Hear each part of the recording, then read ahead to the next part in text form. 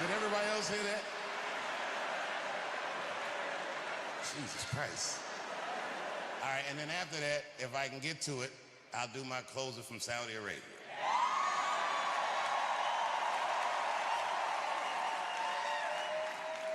All right, this is the tough one. Hey, do me a favor, production. Sex it up. Give me like comedy club lights.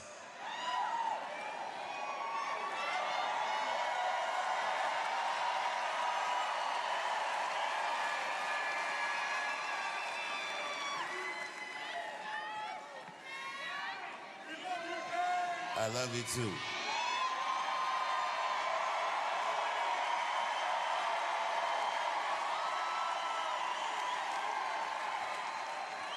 All right, let me concentrate.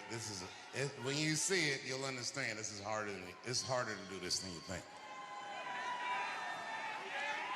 Hold on. Go ahead, keep screaming. Give me a drink.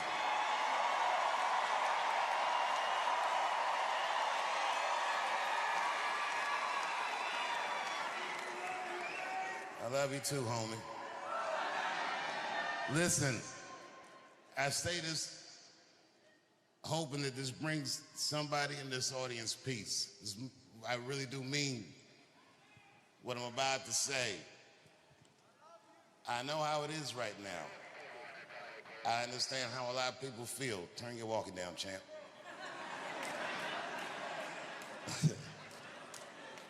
I know how a lot of you guys are feeling right now. You can't hear me? Can you hear me?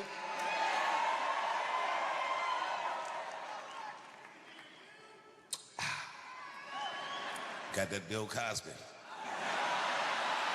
It's not gonna give me much time.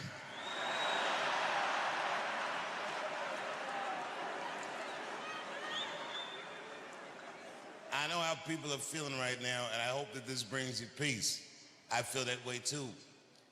Without question. 1,000% without question, all of us, individually and collectively, are living through some sort of a conspiracy, I'm sure. That feeling you have that something is wrong, or you might feel like, hey, am I right about this? Am I crazy? No, nigga. No, you're not crazy. This thing you're feeling, I'm telling you, I feel it too. But here's what I suggest. If you don't know what the conspiracy is, then just say that. I don't know is an acceptable answer. In fact, if you don't know, it is the best answer. But all this fucking guessing out loud about what the conspiracy is, I'm begging you, please, shut the fuck up. You're gonna make everybody sick that way. You can say I feel, you can say I think or I suspect, or it looks to me like, but please, please stop saying you know. Because in times like this, the last person I trust is a nigga that's sure. This is madness.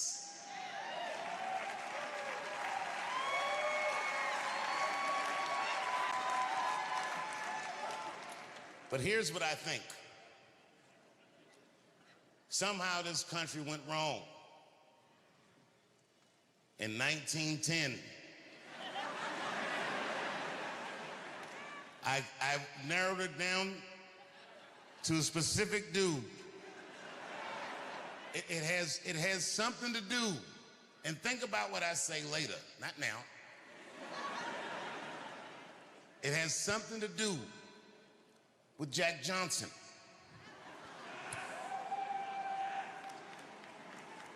Jack Johnson was the first black heavyweight champion of the world. And the heavyweight championship, to this day, is the most prestigious title in sports. But in 1908, only white fighters had that distinction.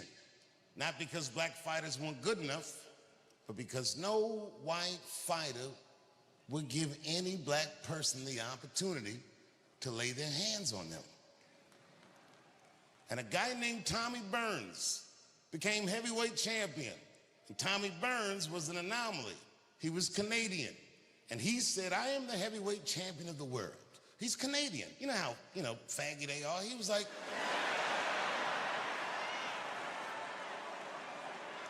he said, I am not the champion of Canada.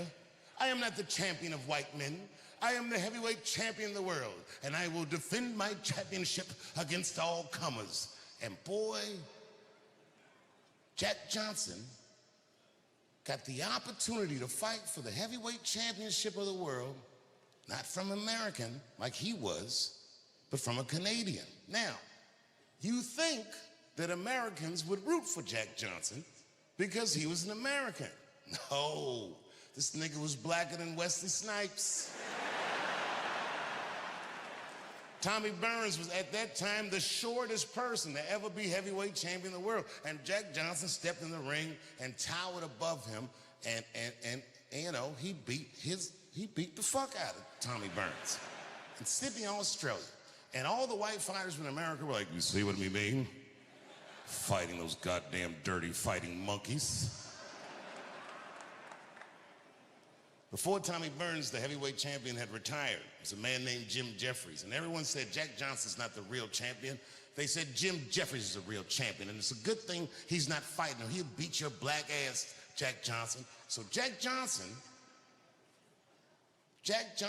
called out Jim Jeffries. It happened first in London. Jim Jeffries was in a parade in London, and Jack Johnson's black ass stepped out of the crowd. This nigga was dressed to the nines. He was very articulate. He said, I say, old boy, I sure would like to give you a wallop.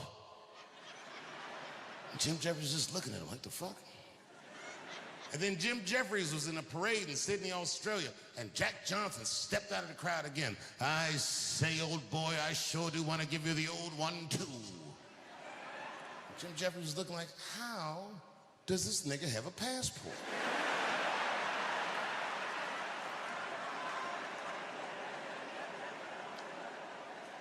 Again, this was 1910.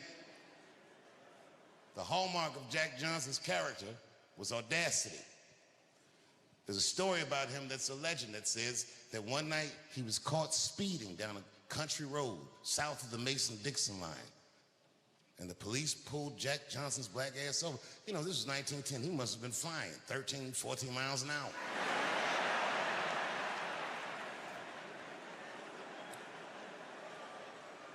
The police stopped him. The police said, it costs $200 for a nigger to speed on our roads down here. Back then, $200 was like getting a $50,000 ticket. This nigga Jack Johnson didn't hesitate. He gave him $400. He said, I'm coming back this way.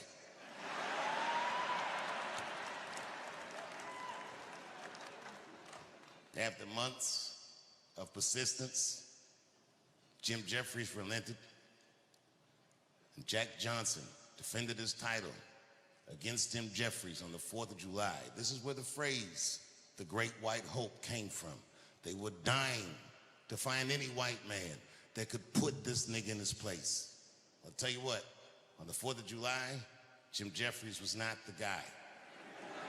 Jack Johnson fucked his ass up. And Jack Johnson did what they call in boxing, carried the fight, which means he could have knocked him out in the early rounds, but he didn't want to die. He wanted to make it look good, but when he got sick of it, because back then it wasn't no like 15-round fights, niggas just fought till they couldn't fight anymore. When Jack Johnson got bored, put him away with a vicious right hook, and you see Jim Jeffries in the footage start to fall, but then the film cuts off. Because they didn't want any imagery of this nigga knocking out their hope. And on July 5th, all over the United States, there were riots, white riots, where they killed many black people to make sure that the rest of these niggas knew their place. Because Jack Johnson was the first black person to physically confront the color line and win. And here's the punchline. He didn't just leave the arena with his life. Jack Johnson had a very particular proclivity. He left the arena with his life and a white bitch. Let's talk about it. You see, Jack Johnson loved fucking white women, almost exclusively. He would fuck white women. And man, the audacity of this nigga beating white men up and fucking their bitches. The black boxing world was elated. And every great black fighter celebrated Jack Johnson. And they came to Jack Johnson, they said, Jack, congratulations, can I get a title fight? And Jack Johnson, just like his white predecessors, said, well, I don't fight black fighters. I'm in the business of beating up white guys. Huh?